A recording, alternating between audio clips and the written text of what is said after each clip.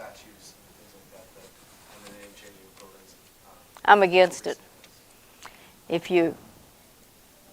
Well, most of it's aimed at Lee. And Lee did a lot more than simply defend his homeland as he saw it. And after the war, he did things for peace and reconciliation to where Nelson Mandela could have been taking notes.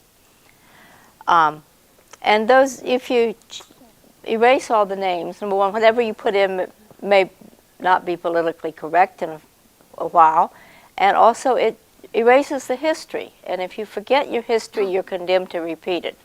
I believe that. So, in fact, there are people not from Arlington, where I'm from, but there's a Washington Lee High School, and folks were wanting to change the name. These are outsiders coming in and telling us what to do with our school. And I said to the chairman of the county board at some gathering, so you want to just call the school Washington? After that, pot-growing, bootlegging, slave-owning dirt farmer? And he took my point quite well. And then if you start changing everything, what are you going to do with Washington, D.C. if you get rid of all these slave owners' names? So I'd say don't rewrite history, but put it in context. And statues might get moved to some, a museum or something. But there are just as many statues in the North of Yankee soldiers. And the same people made the Southern soldiers and the Northern soldier statues. They just changed the belt buckle and the hats, maybe.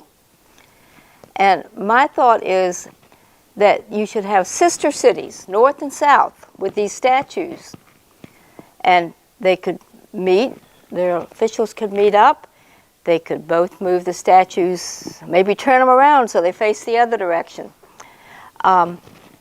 The high school bands could have an exchange. You can do lots of cultural exchanging, letter writing, all that type of thing, between northern and southern cities that have these statues. And, if you're going to take them down, take them all down. That's my